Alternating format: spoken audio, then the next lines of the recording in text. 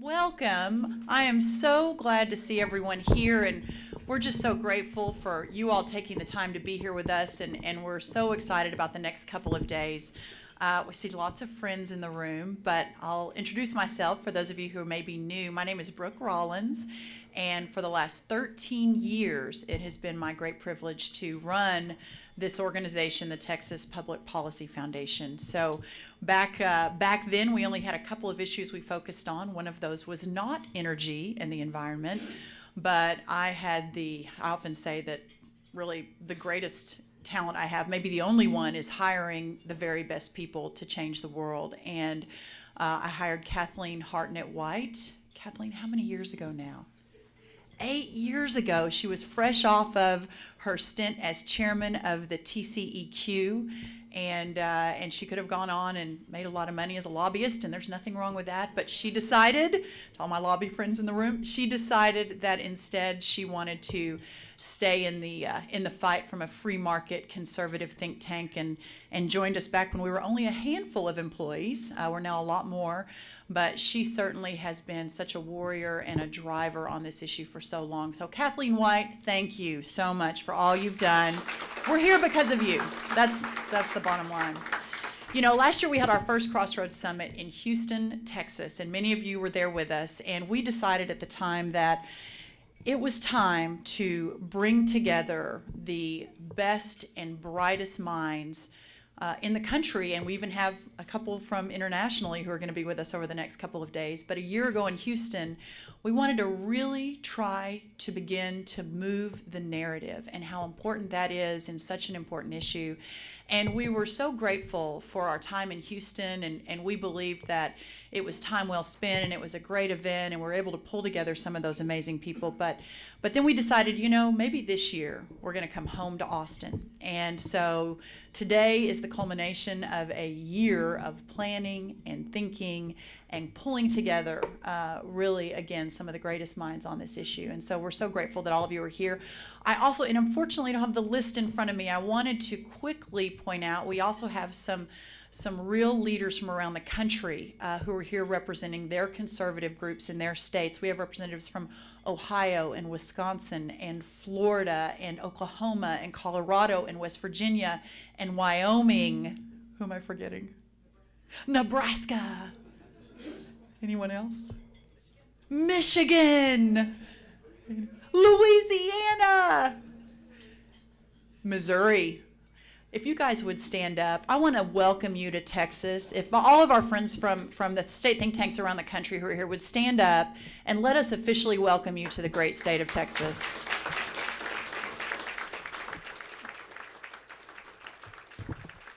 Not everyone may know, but the Texas Public Policy Foundation is one of 65 state-based conservative public policy organizations that's based around the country. And we have one of their vice presidents with us today, Jennifer Butler, who is right here, all the way from Washington, D.C.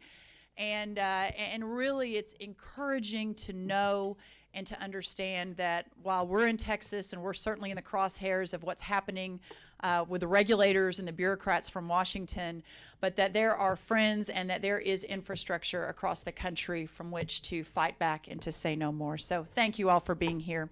At this point, I'd like to invite the chairman of our Railroad Commission, David Porter, to the podium to bless the food. Just a quick word while he's coming up. He was elected statewide by the people of Texas in 2010, serving a 6-year term, and elected as chair by his fellow commissioners in 2015.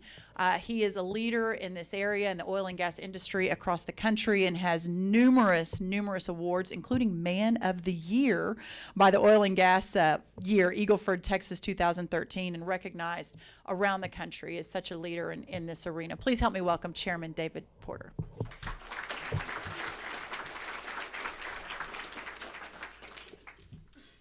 Thank you so much. It's a real privilege to be here today. I definitely want to say a welcome from the Railroad Commission to all of you here to Austin and Texas from outside the state, as well as, of course, those of you in the state. But I want to thank Brooke Rollins and her team here at TPPF for putting together such a great program. You know, a lot of times when you look at the schedule, you think, well, this speaker, I may want to hear. But to be honest, looked at this one and I said, this is really a good program. I'm looking forward to being here for most of this. But this group always puts together a good job. The TPPF brings together thought leaders to spur a dialogue that stands up to the federal government as their actions threaten the energy revolution that has ushered in our modern times. The TPPF's work is important to the state of Texas, and this second summit on energy and climate policy will no doubt further the discussion on issues that impact every Texan in a positive way. This summit and the actions that follow will inevitably lead the fight for America's energy security and affordability for all Americans. Thank you all for being here. Let us pray. Our Heavenly Father, you are the creator and sovereign of this universe, and we are your humble creation. We come before you and remember that we must worship the Creator and not the created. At this time, we thank you very much for the blessings that we have, for this food that we're going to eat, for the opportunity to gather here at this seminar and to learn more information. We ask you that you grant us the wisdom and the understanding to be good stewards of all the material blessings that you have given us.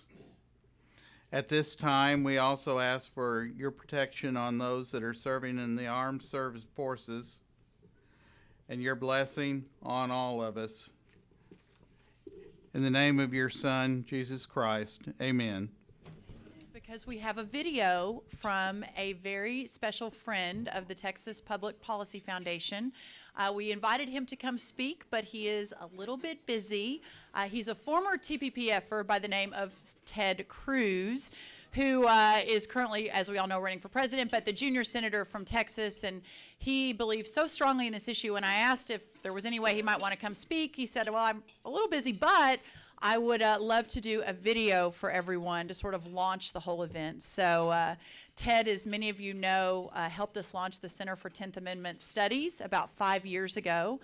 Thanks also to Bud Brigham, who's here sitting in the middle of the room. And we decided that the states needed to push back against the federal government. And it's really been wonderful and encouraging to see the progress that has been made.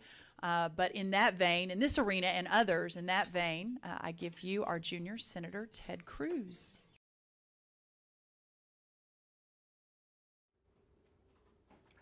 God bless the Texas Public Policy Foundation. Thank you so much for inviting me to speak at your second annual Crossroads Summit on Energy and the Environment. The work of the Texas Public Policy Foundation is critical. Your excellent research provides the intellectual ammunition necessary to combat the left's fear-mongering and scare tactics. What you started at the first Crossroads Summit last year, and what you continue to do at this one, is to reclaim what our country should be. Your gathering today is particularly important because it represents a science-based, liberty-inspired alternative to the alarmism and big government schemes that Washington seeks to impose on hardworking Americans. One of the worst examples of the left's scare tactics is the lies they continue to spread concerning the issue of so-called global warming. And to fortify these mistruths, the Obama administration has sought to impose as many job-killing regulations as possible. One way the Obama administration seeks to attack affordable energy is with the EPA's so-called Clean Power Plan. Don't be fooled. The regulation is neither clean nor that it really have anything to do with power, other than the administration's power to harm our economy and energy production. But it is a plan to control energy generation from sea to shining sea, to halt our nation's material progress, and to diminish liberty in every American home and community. You don't have to take my word for it. The Clean Power Plan would, by the admission of its own proponents, purportedly reduce the effect of climate change by an infinitesimal fraction. A century from now. Even if you believe its proponents' claims, its effects on their face are so minuscule as to not remotely justify the cost. And the cost is not just monetary. The Clean Power Plan outright disrupts the constitutional order upon which our liberties depend. That constitutional order is a prerequisite for American prosperity. It's no accident that this regulation would damage both. The President's radical attempt to destabilize the nation's energy system is flatly illegal. And unless it is invalidated by Congress, struck down by the courts, or hopefully rescinded by the next administration, it will cause Americans' electricity costs to skyrocket at a time when those who are struggling can least afford it. What the Obama administration is doing to harm the American economy is the sort of power grab that our founders would have recognized as tyranny. That's why I've worked so hard to lead the fight, urging members of both parties, including Democrats who represent communities that will be devastated by this reckless policy, to stand up against the administration's dangerous agenda of economic decline. For this reason, I reintroduced legislation in the Senate called the American Energy Renaissance Act. It's the most comprehensive, the most aggressive, the broadest energy legislation submitted in Congress. It would dramatically reduce the federal barriers that hinder the private sector from generating jobs. Importantly, it would end the war on coal, as you're getting ready to hear from my good friend Bob Murray shortly. If we get the federal government out of the way, the American energy renaissance that we're experiencing has the potential to generate millions of high-paying jobs. And not just jobs in the energy sector, but we can bring back manufacturing. We can bring back heavy manufacturing, bring back industries like the steel industry, and compete with foreign nations like China, not based on low-cost labor. Lord knows, we don't want to compete based on low-cost labor, but compete based upon abundant energy resources God has given us here at home. The best way to combat the President's lawless actions is to speak truth to power. That's why this gathering is so critical. The Crossroads Summit is a gathering of defenders of the American way of life, the prosperity it creates, and the dreams it sustains. Finally, I want to say a word about the Texas Public Policy Foundation. A number of years ago, I received a call from my good friend Brooke Rollins. She shared with me her concern over the deterioration of state sovereignty under the 10th Amendment, and she wanted to do something about it. She asked me to help found and lead a center on the 10th Amendment. And furthermore, she asked, would I accept her competitive salary of $0 a year? Of course I said yes. Because Texas and America are worth the sacrifice. Because the Bill of Rights and the 10th Amendment matters. And because this foundation, under Brooke's remarkable leadership, has become so extraordinary. Brooke is a rock star. Thank you for everything you do, Brooke. It is a privilege to work with you and to work with everyone at TPPF. Thank you all so much for being here. There are so many friends and leaders in this room who have committed their lives to standing up for truth and for the law, governed reason that is fundamental to a free society. Thank you for standing up for America. May God bless you. May God bless Texas. And may God bless the United States of America.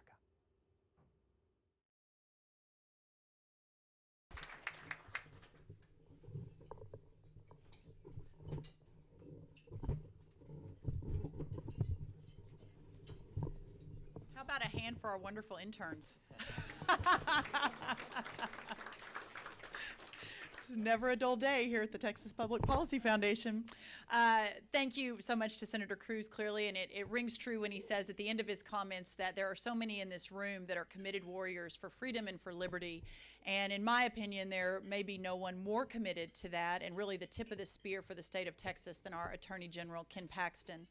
He was first elected in 2002 as a Texas House member, and that's right around the time that I joined the Texas Public Policy Foundation. And so together, for many years, we have worked to make Texas, along with so many others, but have worked to make Texas the leader that it is today in so many arenas. Once elected, of course, Ken, and you probably have noticed, has been very busy protecting the 10th Amendment, fighting efforts by President Obama and his administration to infringe on our state sovereignty, working with attorneys general from around the country, those who are aligned in our ideals, to do the same in their states. And again, I'm not sure there's anyone more committed or anyone, again, at the tip of the spear more than our wonderful Attorney General. Please help welcome my great friend, Ken Paxton.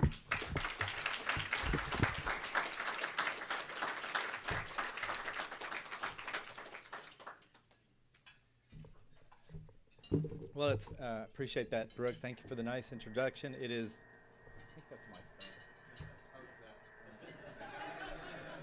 phone. It's great to be here. I appreciate the lunch also, Brooke. It seemed like a very healthy lunch. I've been trying to eat more healthy. And I noticed that, well, at least I think President Obama may be on a diet. If you'll notice, it looks like he's losing a little weight. And I think I have proof of that, even though he hasn't announced that he has a new diet. The proof is that Putin's been eating his lunch. Not a bad way to start a little speech. You know, I know it's my job to speak, and I guess your job to listen. Hopefully we'll finish at the same time today. But I will say that Brooke did come in about the same time I came into the legislature. So my whole life in the legislature, my whole life in public service, TPPF has been here under her leadership. And I can tell you, I don't think Texas would be the same. How many of y'all were at the Dallas Gala? Raise your hand. A few of you. Well, normally, most recently, I've been fortunate. I've been having my wife introduce me. She's written a song that she got to sing at the reception called, it's a little bit about her, a little bit about me. It's called Pistol Packin' Mama, My Husband Sues Obama. So it kind of fits in with my theme here today. I can tell you this, when I was thinking about deciding to run, one of the people that I came to talk to was Brooke. I talked to other leaders around the state. And what motivated me was this, what I had already seen in the Texas legislature was many of our actions when I came into office were based on what was going on in our state. And I noticed over the period of time that I was in the legislature, 12 years, both in the House and the Senate, that more and more we were dealing with federal issues. And it just seemed like as Texas leadership was changing, we were at a critical stage, and we needed to elect leaders who would stand up and fight the federal government. So I'm grateful that I've had the opportunity to start serving. The day I was sworn in, Governor Abbott told me as he swore me in, and I put my hand down, he said, "You will be the busiest Attorney General in Texas history." And I can tell you, in the first 10 months, we've been pretty busy. So I want to tell you about a few of those cases. Many of them relate to some of the EPA issues, but I want to kind of give you an overview. We've actually sued the Obama administration now 6 times, which is a remarkable number to be suing the federal government, but thank you. Literally, my second week in office, we were in district court in southern district of Texas suing on immigration. And of course, that whole lawsuit was spawned by an executive order issued in November of the previous year by Obama, which basically, he had ignored his own speeches for 6 years where he had said that he did not have the authority to change immigration law. And by the way, in changing immigration law and granting lawful status, he also was granting the ability for illegal immigrants not only to stay, but also to receive certain benefits like Medicare and like Social Security, tax credits, international travel, work permits, unemployment insurance, massive benefits that were not voted on, that were not agreed to by Congress, specifically not agreed to by Congress, and certainly the cost to the states were there, and that's part of that was our standing in the case, that it was also going to cost the state hundreds of millions of dollars. And so we filed that lawsuit. Actually, Greg Abbott filed it in December. We argued in January. We were successful getting a preliminary injunction against the federal government, against the Obama administration. In order to get a preliminary injunction, you have to demonstrate irreparable harm to the state and that you're likely to win on the merits. That's a pretty strong start. So we got that, and then recently, the Fifth Circuit, within the last week and a half, 2 weeks, issued an opinion. We argued that case. The Obama administration appealed it there. And not only did we win on the arguments that we won at the district court, but the Fifth Circuit actually added another argument that we won on. So our case has become stronger, and we're pretty likely to end up in the Supreme Court in the next few months. So that was our first Obamacare lawsuit, and it's gone pretty darn well. Second, we've been really involved in some of these EPA cases. We recently joined an action with 24 other states. We're leading that with West Virginia on this carbon rule that I know Bob's going to talk more about. Obviously, we have to win that. We think it's a violation of the law. We think it's a violation of the Constitution. We also believe and we know that that's going to have a tremendous impact on electricity prices. It's going to have a tremendous impact that I know Bob's going to talk about in allowing us to continue to bring manufacturing and jobs to Texas, and not just Texas, but really all over the country. And so it's critical that our efforts, not just Texas, but all of these other Republican AGs aligning together to fight the federal government, we believe that we have a very great opportunity to be successful. We've also recently filed a water lawsuit. It's called WOTUS, Waters of the United States, related to the federal government expanding its authority to control property through water. We all know that the EPA has control over navigable waters, waters that you can put a boat in. But they are trying to expand beyond that and control land that has a ditch or a puddle or that could have water. And obviously that will have a great impact on your ability and others' abilities to actually use their property the way they want without having to go through the federal government to get approval. So we recently filed that lawsuit. We were in the Fifth Circuit. We got transferred over to the Sixth Circuit, and we actually got to stay on the implementation of that rule. So we've at least got that stopped for the time being, and we'll continue to fight that lawsuit. We also, within the last 2 weeks, filed another Obamacare lawsuit. You're saying, now why would you file another Obamacare lawsuit? Hasn't that all been decided? Well, actually, they came up with a new idea, which was to tax the state through managed care organizations.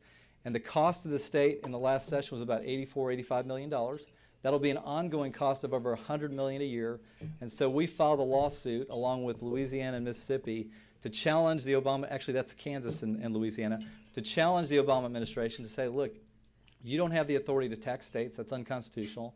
This is coercion because the penalty for not paying the tax is that they take away your Medicaid funds, which the original Obamacare decision said was that they could not do. And so we are using the original Obamacare decision to go back and sue them on Obamacare. So look for that over the next couple of months. And finally, one of our most recent lawsuits that I wanted to talk about was with TPPF. Obviously, they've started this new legal group. They filed a lawsuit this week against the Bureau of Land Management with the issues related to the federal government taking land along the border of Oklahoma and Texas. What was nice about that lawsuit is, as the state of Texas, the lawsuit wasn't necessarily right for us to be a part of, so we couldn't file the lawsuit. But as soon as they filed, we intervened, which gave us a vehicle to get into the lawsuit and sue on behalf of the taxpayers over tax issues. So what you all are doing, supporting TPPF's efforts to sue the Obama administration and sue on federal overreach, is giving us the ability as a state to intervene in lawsuits sooner and at a more strategic point. So thank you for supporting that effort. Well, I also wanted to say, I always like to finish by talking a little bit about TPPF. And as I said, I think TPPF it's had a tremendous impact on my career, but it's also had a tremendous impact on the state. And the leadership that you all provided and the actions that you're taking are critical not just for the state of Texas, but I believe for the entire nation. And I talked about this at the reception. I brought up my favorite movie that's been ranked one of the top 20 movies by the American Film Institute, It's a Wonderful Life. And if you all will remember that story as we're going into the holidays, I'm sure most of you have seen it. Sure, you know, George Bailey ends up staying in Bedford Falls instead of going out and traveling, getting educated, and he ends up putting his life into his community. And of course, the villain in the movie is Potter, and he is on opposite sides throughout the entire movie. Well, George ends up getting in trouble for potential loss of funds at the bank, and Potter goes after him, and so George thinks he's going to commit suicide, and his guardian angel steps in to save him by jumping off the bridge. You remember the story. Well, so many times we don't realize the impact of what we're doing. In that movie, George was able to see that his life impacted not just his family, but it impacted the lives of hundreds of people because his brother ended up becoming a war hero, saving the lives of hundreds of men on a ship. And he had a tremendous impact in the entire town. It would have been called Potterville instead of Bedford Falls. And I am convinced that if TPPF and the people in this room, as you impact the state of Texas, our culture, the business community, and really our entire nation, if we took away the efforts of the people in this room and the people that support TPPF, I'm convinced that we wouldn't be Texas, we would be California.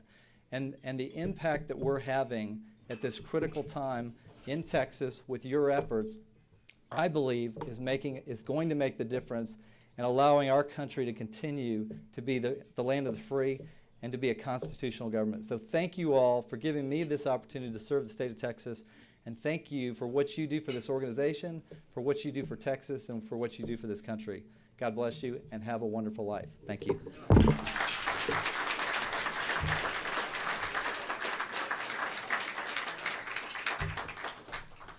Thank you, General Paxton. It's very humbling to hear those words, and we're very grateful. And certainly it's the work of so many hands over many, many years. But we're very proud of the Texas that is today, and certainly are encouraged by the opportunity to lead into tomorrow as we work to reclaim America. So thank you. Now it is my great privilege to introduce, he said, all you need to say is that I'm an old coal miner. And I said, now, Mr. Murray, we're going to say a little bit more about you than that. And he said, no, only say that I am an old coal miner. So with that in mind, our keynote speaker for today, Mr. Bob Murray, has joined us from Ohio. He's the founder, chairman, president, and CEO of Murray Energy Corporation. Murray Energy, along with its subsidiaries, produces 87 million tons of coal annually and employs approximately 8,000 people. He was president and CEO of North American Coal Corporation, where he served for 31 years. He has had a 58-year career in the mining industry, receiving too many awards to list. He holds a Bachelor of Engineering in Mining from The Ohio State University, is a licensed professional engineer and private pilot, and his story will move you because what he has faced and what he has done and what so many people don't want to do, which is stand up and say no more, is incredibly inspiring. Please help me welcome one old coal miner from Ohio, Mr. Bob Murray.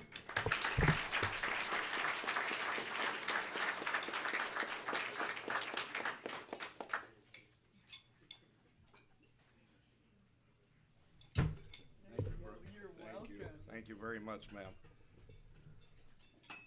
Good afternoon.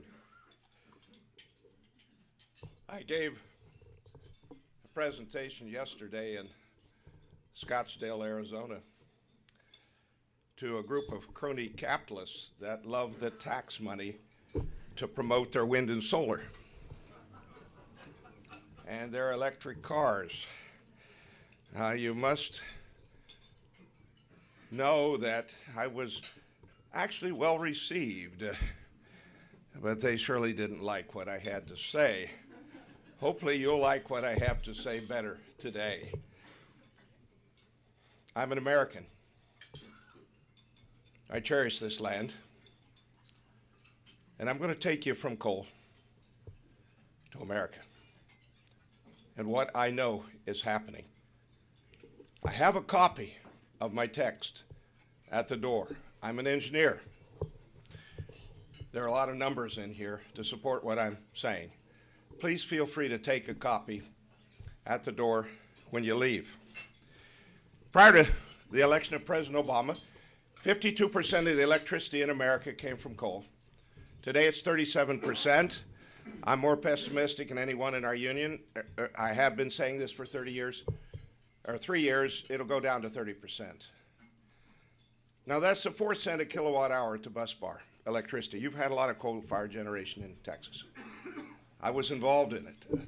I was involved in the construction of the Perky Power Plant, South Hallsville, the Sabine Mining Company there.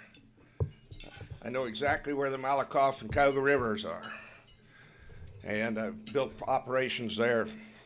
My son worked for Enron. And I told him, son, Go there. They'll teach you things that I could never teach you. And I had no idea how prophetic I was. He was there a few weeks and he said, Dad, you can't believe this place. They've got this cable there laying across the Atlantic and they're already taking income from it.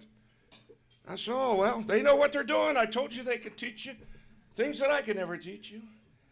A few weeks later, he called me and said, Dad, when you sell coal, when do you book the income? I said, when the title to the coal changes, it can be different places. He said, Dad, you know that 5-year deal they've got with you to supply them coal for they've already booked all the income. I said, son, come home. And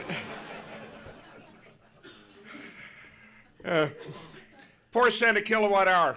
He's destroying it. This great destroyer. And his bureaucratic appointees and his political supporters, replacing it with 22 cents a kilowatt hour wind and solar. And he gets 4 cents a kilowatt hour from you, the taxpayer, on top of it. 5.5 times more expensive, and you subsidize it to the tune of 4 cents a kilowatt hour. Natural gas has historically been about 15 cents a kilowatt hour, so he's destroying the low-cost electricity in America. But with the development of the Marcellus, Utica, Bakken shales in Pennsylvania, West Virginia, Ohio, North Dakota, here in Texas, the benchmark price of natural gas at the Henry Hub, as you folks know, is about $2.25 right now, at MCF, $2.25. Ladies and gentlemen, I'm competing against 89 cent in MCF gas in Dominion South right now. And it's historically been, over the last year, about $1.40 an MCF. Why? Because Mr. Obama is holding up permits for 20 LNG ports. We need to get that gas out of the country. We need to get the dollars back to improve our balance of payments. And to appease his radical environmentalists, he's holding up these LNG ports. So they have nowhere to put the gas, so they're putting it into the coal-fired plants through the grid and making it extremely difficult for our industry to survive. But the increased use of natural gas is only one of the reasons for the dramatically decreased utilization of coal and electric power generation. The primary reason is the war on coal from the Reagan Obama administration, with its appointed, unelected bureaucrats and political supporters who have been bypassing the states, bypassing the utility commissions of the states, bypassing the House, the Senate, bypassing the Constitution and the laws of America in promoting these endless regulations that will dramatically reduce the reliability of electricity in America and increase its costs tremendously. Frankly, ladies and gentlemen, I am righteously angry, and I am very concerned. President Obama and his supporters have already closed 411 coal-fired units. That's 101,000 megawatts, at 4 cents a kilowatt hour, for no environmental benefit at all. I'll get to that later. More regulations from the Obama administration are attacking the mining of coal. The WOTUS, Waters of the United States, where we join Attorney General Paxton in the 6th Circuit. Murray Energy is in that with your state. We have the stream buffer zone rule, which is 5 years earlier, and the same thing. We have dust regulations. We have all sorts of regulations where they're trying to eliminate the mining of coal. But I'm going to talk about America. But I do want you to know one thing. The Obama Environmental Protection Agency alone, since that man has been president, has published 25 million words of regulations. Ladies and gentlemen, that is 38 times more words than it is in our Holy Bible. 38 times one agency. Today's coal production and sales situation is extremely dangerous. It's the worst I've seen in my 58 career. Our customers can't dispatch their coal-fired plants because of the regulations against them and against coal, and a result of the increased use of natural gas to generate electricity.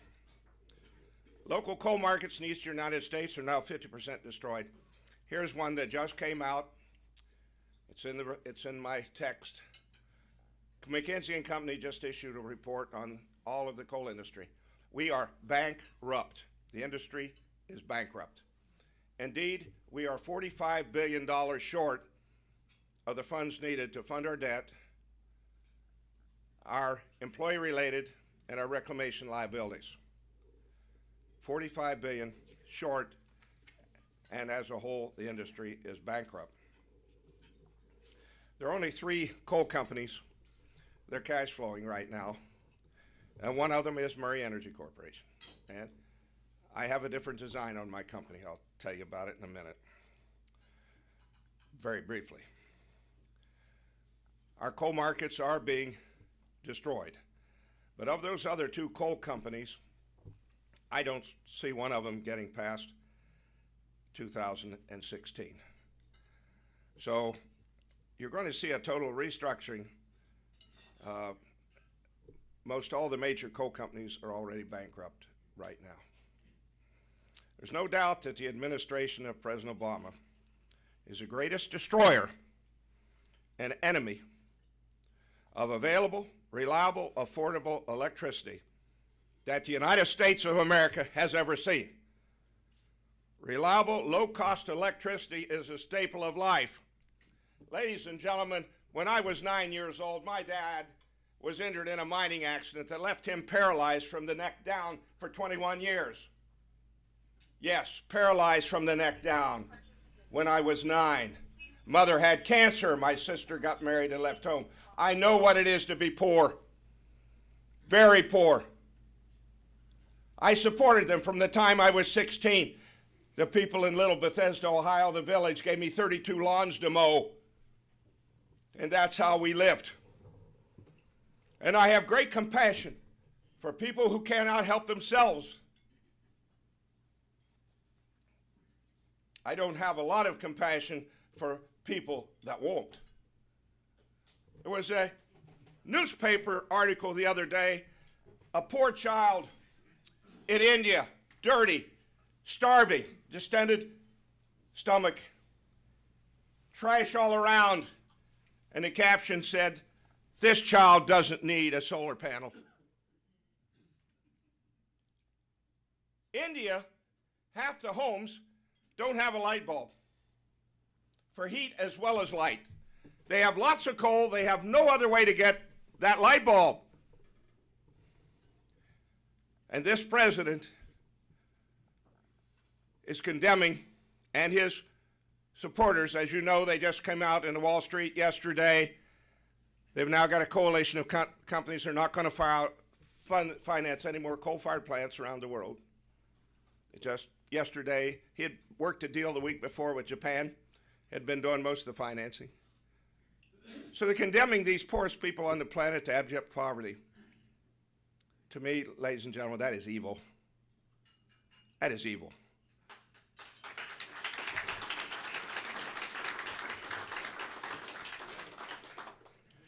You know what I call this today? And the politicians are using my words, including hopefully President Ted, that you just heard of from. I shared a podium in New Hampshire with he and Carly Fiorina, who I like very much, and Santorum the other day, and that was another interesting experience. I was the fourth speaker. After they spoke, everybody left, and it was probably good, because I don't think what I had to say worked so well in New Hampshire, or in New Hampshire. What I call it is a political power grab of America's power grid. It has nothing to do with the environment. A political power grab of America's power grid. Look, folks, if you want to change this country in a diabolical way, and I have a feeling there aren't many of you in this room that don't think that that's what Obama's all about, then get control of the availability, the reliability, and the affordability of electricity. And you've got this country. Put the federal government in charge of it, and particularly the U.S. EPA, who knows nothing about the power grid. And that is exactly what is happening. There is no doubt about it. I'm seeing it every day. A political power grab of America's power grid bypassed the Railroad Commission, bypassed the states, bypassed the Senate, the House, the Constitution, and the law, and put the U.S. EPA in charge of whether that woman and that man on fixed income are going to have available, reliable, low-cost electricity. That's exactly what's happening. I can't believe how far this has gotten in 5 years. I'm seeing it. I'm an expert. I've been selling coal to electric utilities for 58 years. I know as much about operating an electrical generating company and the power grid as just about anyone. And I'm seeing it happening. It has nothing to do with the environment. The EPA just came out with a study themselves. You could shut every coal-fired plant down in the United States.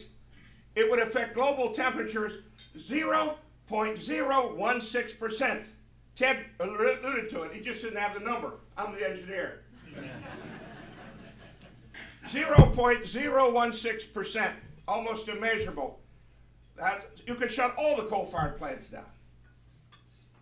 You saw Obama the other day up in the Arctic. I don't know how many hundreds of thousands it took to fly Air Force One up there, standing in where this glacier had melted. What he didn't tell you, ladies and gentlemen, is that glacier's been melting since 1815. And then he says the Arctic ice cap is melting. What he didn't say is the Antarctic ice cap is larger than it has ever been since they started measuring the size of it in 1979. Those are facts, not politics. Has nothing to do with the environment. The sea levels in recorded times have varied 3 sheets of paper. I can't tell you how many millimeters that is, but it's the thickness of 3 sheets of paper in recorded time. The Earth has actually cooled from satellite measurements for 19 years. It has nothing to do with the environment. It has to do with federalism. It has to do with putting control of the United States in Washington, D.C., bypassing the states, the Constitution of the states, the U.S. Constitution. This is the United States of America, folks, and he's destroying it. But you got to understand, Hillary Clinton's going to be worse. She's already said so. How do you think this went over in Scottsdale yesterday, huh? Well, I'm a tough old coal miner. You got to be tough to be in the coal business. And I said the same thing yesterday. Because I know I'm right. I know I'm right. This political power grab of America's power grid is something we all must fear. Now, I've had a strategy at Murray Energy to cope with it. In the mid-'80s, we had acid rain. Remember? We were all going to melt in the rain. So you had the Clean Air Act of '71, the very act that Obama is illegally using to put through his expensive, destructive power plant. Ted was right. It isn't a clean power plant. And it has nothing to do with power or the environment. But in any event, we had acid rain. You knew the Clean Air Act of '71 was going to be amended, and you didn't know when. So many companies went to the Wyoming and Montana for their coal. Sub-bituminous, low heating value coal, very poor coal. I said then, putting 20% water coal in an inefficient railroad, there's nothing more inefficient in America than a railroad other than the federal government, and hauling it $25 a ton across the United States is not a national energy policy that meet the test of time. And I've said it thousands of times since then. What I did is I didn't go to the Powder River Basin. I left North American Coal, wanted to go on my own. I'd been there 31 years. I targeted every plant. I was a decent combustion engineer as well as a mining engineer. I drew concentric circles, boat target, gun target, target, out from every power plant I thought was a candidate for a scrubber or some other form of clean coal technology. I acquired that coal. I pioneered longwall mining. There's 5 of us. I brought that concept in the early 70s from Europe and pioneered what's called longwall mining, underground mining. I focused on longwall mining, underground mining, because I felt it was the most environmentally acceptable way to mine coal. You don't even know we're down there. And I focused on longwall mining, which is 10 times more productive. Only some of the reserves in the United States can be longwall mined. So I've acquired the vast majority of those because of the geology. And so with focusing on longwall mining, I drew concentric circles, boat target, gun target, target, target, out from every power plant thought was a candidate for a scrubber, and I acquired that longwall mineable high heat coal. Where I could avoid a railroad, my concentric circles became concentric ellipses. The Ford emblem, the little silver rings around the blue Ford emblem, those are concentric ellipses. And that is the strategy on which I've built Murray Energy. I sold my children's toys, it's true. I mortgaged my home. They've never forgiven me, by the way. And I mortgaged my home. It's a great country. I was paralyzed on my left side. I had broken my neck 3 times in the mines, in a full body cast, not just a neck brace. And it was a tough time.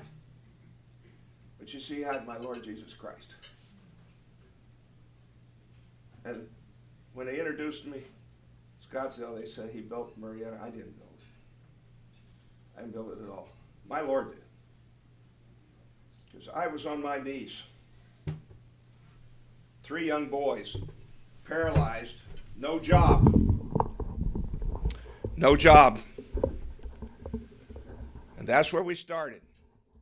And that's the name of my book, 15 Minutes in the Grace of God. That's another story.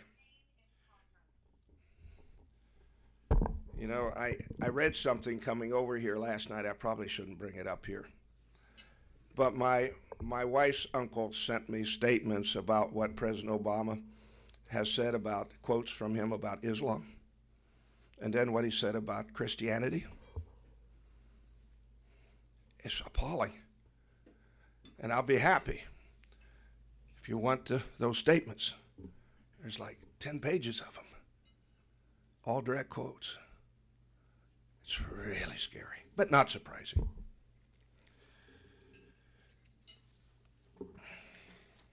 Today we have 8,400 employees. I'm proud of that because Penn State says for every job in the mines we create 11 in the communities, so that's 100,000 people working. In the United States, I have 2 mines, part of a railroad and a port in Colombia, South America. We operate 26 towboats on the river system, 600 barges, have 5 transloading facilities. My international operations are based in London, and we export coal all over the world. I'm going to stop about us because I want to talk about America. Before Mr. Obama was elected, the U.S. coal industry produced 1.2 billion tons a year. I predict, and I've been more pessimistic than anyone, it's going to go down to 700 million tons. We have a plan to survive in that with our concentric ellipse strategy, being the low-cost producer, which the longwall is, of the highest heat coal, and where I could avoid a railroad and focused on water transportation or truck transportation, my concentric circles became concentric ellipses. That's our strategy. One of the most overreaching efforts of the Obama administration is the so-called Clean Power Plan. I call it the destructive, expensive power plan. It's a blatantly illegal use of the Clean Air Act in a way never intended by Congress. I was around lobbying Congress in '71. Believe it or not, they never intended to regulate carbon dioxide.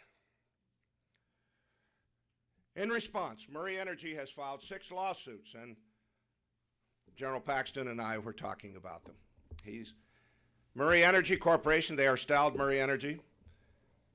I've been joined by 26 states, including Texas. Thank you very much, General Paxton.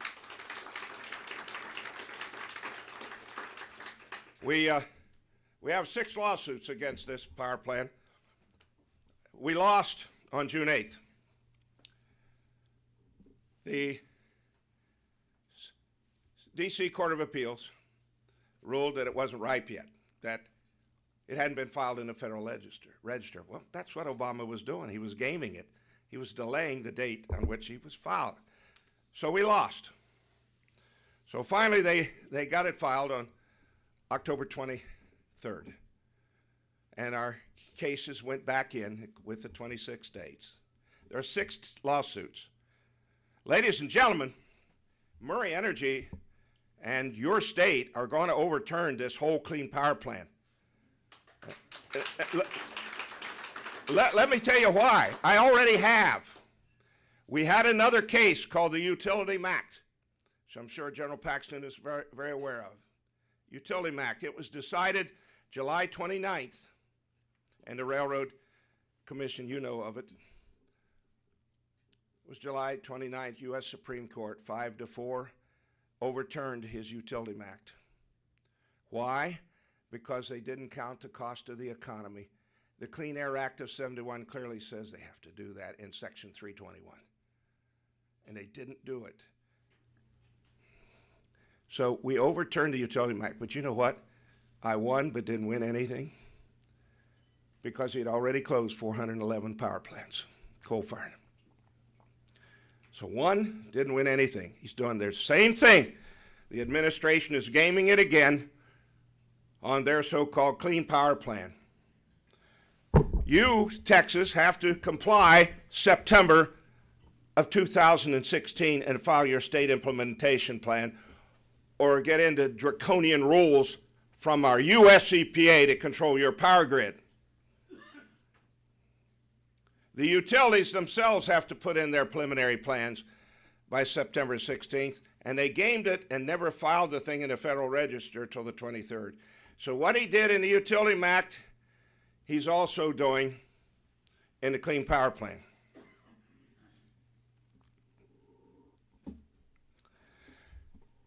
But we will win.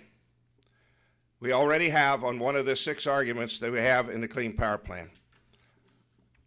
We'll also overturn this at a good time as you see the United Nations climate change, COP21, taking place in Europe. Now, Mr. Putin has already said climate change is a fraud. That's his words. And it's something being used by the United States to get control of developing nations, including Russia. Those were exact words. The head of the climate change conference from Morocco has said none of the European Union countries are going to be held to whatever comes out of it. There'll be no European Union held to whatever commitment they made. China, last week it was revealed that they have understated their CO2 emissions by 17%. Their emissions are 800 million tons a year. And the Clean Power Plan, or a month, 800 million tons a month. The Clean Power Plan will reduce our emissions 550 million tons a year, and they understate it 17%. Now, ladies and gentlemen, this errant president is going to go over there and make all sorts of speeches about the United States is going to do this and that, and Kerry and all the rest, and Hillary, when we have all the developing nations, European Union, Russia, China are going to have a thing to do with this. China has said we'll commit to something in 2030. We're just not sure what it'll be yet. That's no commitment. That's exactly what they committed to. So we have these problems. And I feel like hiding for the next couple weeks as this UN conference dominates the media. But I don't think anything will come out of it. Yesterday, the Senate voted overwhelmingly with 3 Republicans, Kirk, Collins, and Ayotte voting against us, but 3 Democrats voting for us, Donnelly, Manchin, and Heitkamp, a resolution that can be used in Europe at the COP21 that the United States will not approve any kind of a treaty. So that is absolute proof to them. But Lord knows what will come out of the media. That was yesterday. I'm getting a sign back here from this gentleman to stop in 1 minute. Now, I'm not ready to stop. How many of you want me to stop? Huh? Okay, can I finish? Put the damn sign away. I'm not going to stop. I came here to say things, and I'd like to help you if I can. Some other things you don't know. I'm an engineer. $4 billion. Every day the administration is spending on this climate change subject. $4 billion of your money, partner. They've spent $146 billion on in-house salaries and bonuses since 2007. Albert Gore was worth $700,000 in 2000. By 2005, it was $173 million. And here's the worst one, and I can give you the names. The Obama administration just gave $44 million of your money to 3 professors who support the Clean Power Plan. And then you have the NGOs, the Sierra Club, the Natural Resource Defense Council, American Lung. It's a revolving door between who are the administrators of the EPA are. And by the way, day before yesterday, Judge Bailey, Northern District of West Virginia, I get to depose Gina McCarthy next week, and I'm going to be sitting there. But it's not only the Obama administration. We have some utilities that don't want coal. Calpine, California, they have gas plants. They have bashed coal. Exelon, they have nuclear plants. Illinois, same thing. And I don't think it's good for America. It may be good for their companies, but I think they mislead people when they try to. I'm for all oil, all gas, all coal, nuclear, wind and solar. I want to say one thing here. It's important to me, and I hope I get to tell him face to face in the morning before I have to leave. Your Congressman Lamar Smith, he's chairman of the House Committee on Science, Space, and Technology. And I want to congratulate him for his efforts against Director Catherine Sullivan of Obama's National Oceanic and Atmospheric Administration in his attempts to get the truth out about this collusion that's going on. We have the American Meteorological Society, Union of Concerned Scientists. They all need to be investigated. They're crony capitalists. They're making a fortune off of you, the taxpayer. I sat with a lot of them yesterday. Well, Murray and I are going to continue to aggressively fight back against the Obama's regime for a political power grab of America's power grid. You know, ladies and gentlemen, what is at stake here is reliable, low-cost electricity, people on fixed incomes, people who want to manufacture a product for the global marketplace. Electricity is a staple of life. The Obama administration knows that, and that's why they're bypassing Texas and putting the control in Washington. But it's a human issue to me. You see, this issue has names on it. They're my employees. Their lives are being destroyed for no environmental benefit. As Mr. Obama appeases his radical environmentalists, and don't forget, every Democrat's with him, virtually all, appeases his liberal elitists. Mayor Bloomberg, New York, $80 million to the Sierra Club alone to get rid of coal. Tom Steyer, California. His Hollywood characters, if it isn't Clinton or Eastwood, I won't. I go to another room when she's got a movie on. Some unionists, but mainly this is a human issue to me because they're my employees. All these people want to do is work in dignity. I live among them in Belmont County, Ohio. I built my headquarters there 3 years ago. I have another office in Cleveland. I'm never there. And Hillary Clinton came out and said, we're going to give them $30 billion. This woman has said she's going to support all of Obama's policies. It's the Democrat way. Destroy their jobs, then take some taxpayer money that isn't even there and throw them a crumb. And that's what Hillary Clinton just came out with this week, that she's going to do for my coal mining families as their lives are destroyed. $30 billion of your money she's going to throw at them. These people don't want their welfare. They want their jobs.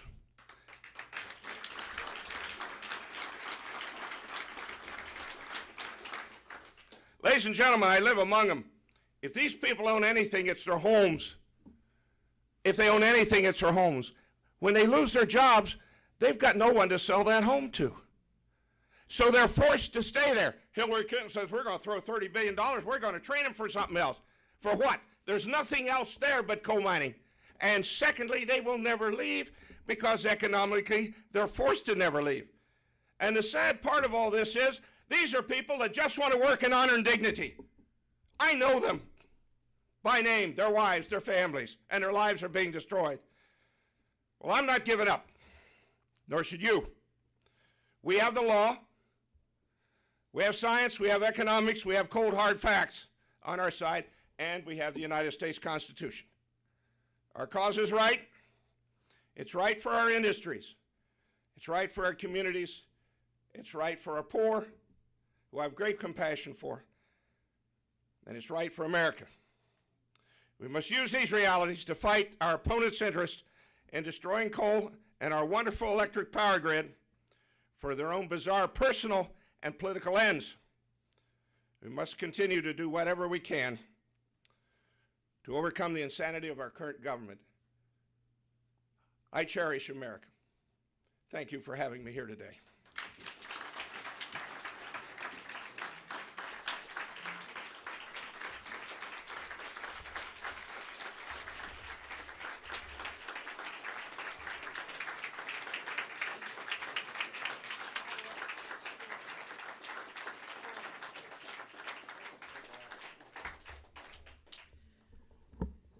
Mr. Murray, what an honor to have you here. The largest privately held coal company in the world he has built from nothing, and his rags to riches story is compelling and the American dream. But in my opinion, even more compelling is his willingness to fight for his country and for his beliefs and for his people. So God bless you. Welcome to Texas, and thank you for being here. Thank you.